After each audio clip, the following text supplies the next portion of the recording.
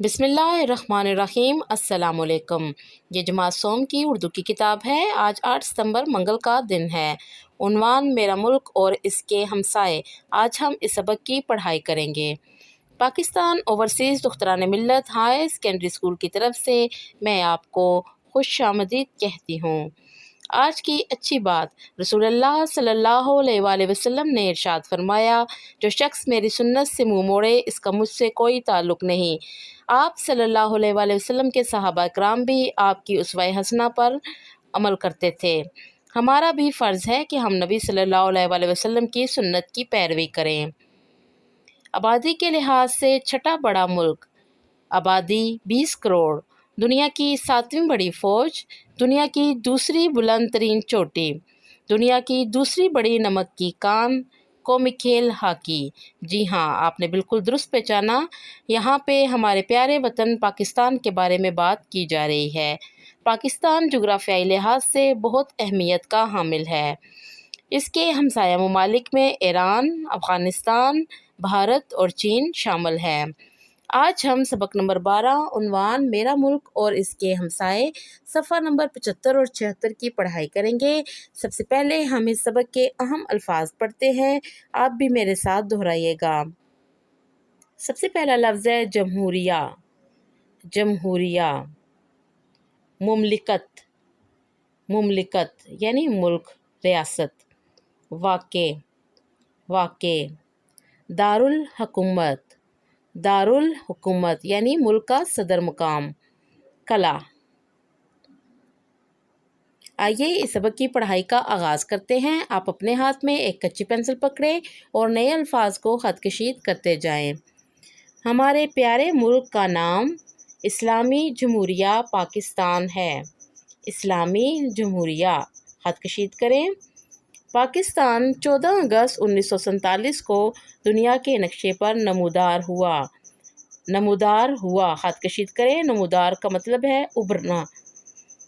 اس کا دارالحکومت اسلام آباد اور قومی زبان اردو ہے۔ اس کی آبادی تقریباً 20 کروڑ ہے۔ ہمارا ملک آبادی کے لحاظ سے دنیا کا چھٹا بڑا ملک ہے۔ چھٹا لحاظ آبادی، خط کشید کریں۔ پاک فوج دنیا کی 7ویں بڑی فوج ہے۔ 7ویں، خط کشید کریں۔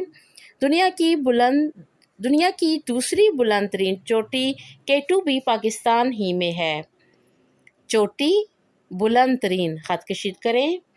پاکستان کا قومی کھیل ہاکی ہے۔ قومی کھیل، خط کشید کریں۔ پاکستان بہت محنتی اور بہادر قوم ہے۔ محنتی اور بہادر، خط کشید کریں۔ ہمارے ملک کی سرحدیں ایران، چین، بھارت اور افغانستان کے ساتھ ملتی ہیں، اس لیے یہ ہمارے ہمسایہ ممالک کہلاتے ہیں۔ ایران، چین، بھارت، افغانستان، خط کشید کریں۔ آئیں ان ہمسایہ ممالک کے بارے میں تفصیل سے پڑھتے ہیں۔ سب سے پہلا ملک ایران۔ ایران کا پورا نام اسلامی جمہوریہ ایران ہے۔ اسلامی جمہوریہ ایران، خط کشید کریں۔ یہ پاکستان کے مغرب میں واقع ہے۔ مغرب، خط کشید کریں۔ اس کا دارالحکومت تہران ہے۔ دارالحکومت تہران، خط کشید کریں۔ ایران کی قومی زبان فارسی ہے۔ اس کی تہذیب دنیا کی قدیم ترین تہذیبوں میں سے ایک ہے۔ یہ اپنے فنون، مصوری، شاعری اور ادب کی وجہ سے مشہور ہے۔ فنون مثلاً مصوری، شاعری اور ادب، خط کشید کریں۔ شیخ سعدی، حافظ شیرازی اور مولانا روم جیسے شاعر ایران میں پیدا ہوئے۔ شیخ سعدی، حافظ شیرازی، مولانا روم، خط کشید کریں، اور اپنے فن کی بدولت دنیا بھر میں جانے گئے۔ اصفہان، مشہد، شیراز اور قم ایران کے قدیم شہر ہیں۔ اصفہان، مشہد، شیراز، قم، خط کشید کریں۔ اصفہان اپنی خوبصورتی کے باعث نصف جہاں یعنی آدھی دنیا کہلاتا ہے۔ نصف جہاں، خط کشید کریں۔ باعث، خط کشید کریں۔ ایران اور پاکستان کے آپس میں گہرے برادرانہ تعلقات ہیں۔ گہرے برادرانہ تعلقات، خط کشید کریں۔ دونوں ممالک کے لوگ آپس میں خلوص اور محبت کے رشتے میں بندھے ہیں۔ خلوص، محبت، بندھے، خط کشید کریں۔ الفاظ معنی۔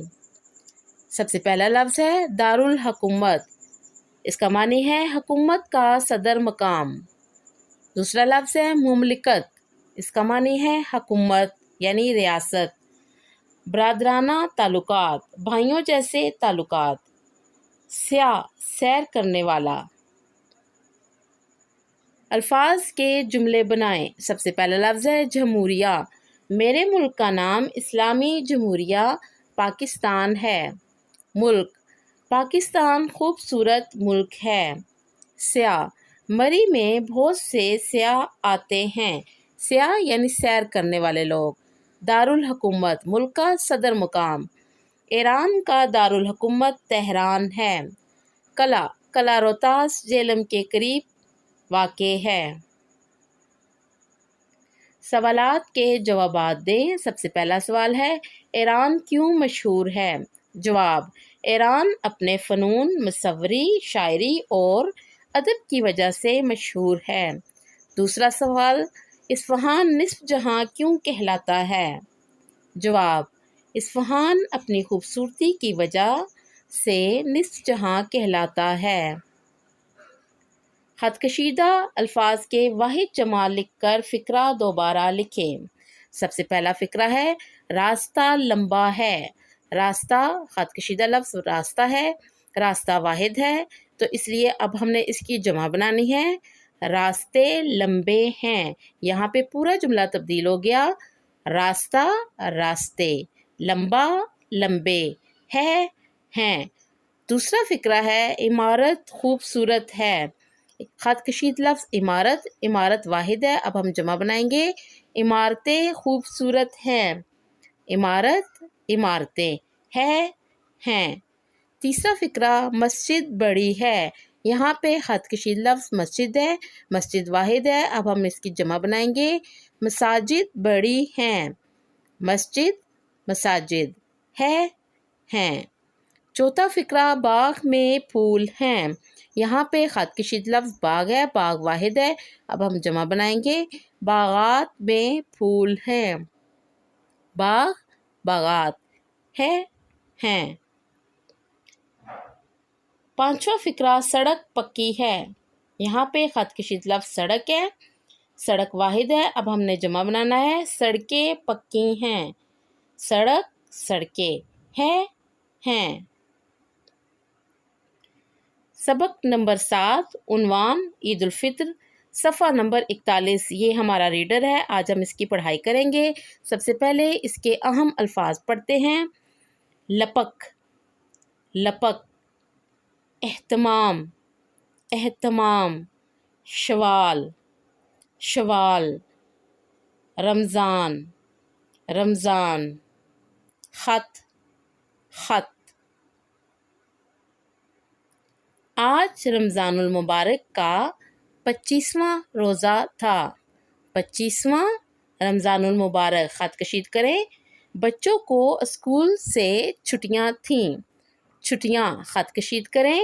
دروازے کی گھنٹی بجی، گھنٹی بجی، خط کشید کریں۔ حسن لپک کر گیا، لپک کر یعنی دوڑ کر، لپک کر، خط کشید کریں اور پوچھا کون ہے؟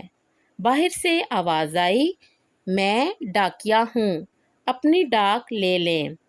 حسن نے دروازہ کھولا اور ڈاکیے سے خط وصول کر کے اندر کمرے میں چلا آیا۔ حسن کا چہرہ خوشی سے کھل اٹھا، خوشی، کھل اٹھا یعنی چمک گیا، خط کشید کریں۔ حسن کے نام پھوپھی جان کا خط تھا، پھوپھی جان، خط کشید کریں۔ حسن نے خط کھولا اور بلند آواز میں پڑھنے لگا۔ اب ہماری ڈائری کا وقت ہو چکا ہے۔ ہماری آج کی ڈائری ہے سبق میرا ملک اور اس کے ہمسائے، اور ریڈر عید الفطر کی پڑھائی کریں۔ سبق میرا ملک اور اس کے ہمسائے کے سوالات کے جوابات، الفاظ معنی، جملے اور واحد جمع یاد کریں اور چھٹیوں کے کام کے رجسٹر پر لکھیں۔ یہ کام آپ کے رجسٹر کے صفحہ نمبر 1 اور 2 پر موجود ہے۔ اب آپ کے لیے اہم پیغام ہے، یہ کلاؤڈ کیمپس پیرنٹس ہے، اس کو ڈاؤن لوڈ کریں، اس پہ آپ کو تمام اہم معلومات ملیں گی۔ یہ اسکول کا فیس بک، ٹویٹر اکاؤنٹ، یہ یوٹیوب کی ویب سائٹ ہے، اس پہ آپ کو اپنی تمام ویڈیوز دیکھنے کو ملیں گی۔ یہ اسکول کا واٹس ایپ نمبر ہے، کسی بھی مسئلے کی صورت میں آپ اس واٹس ایپ نمبر پہ رابطہ کر سکتے ہیں۔ میں امید کرتی ہوں کہ آپ کو ہمارے آج کے سبق کی اچھی طرح سے سمجھ آ چکی ہوگی۔ اب میں آپ سے اجازت چاہوں گی۔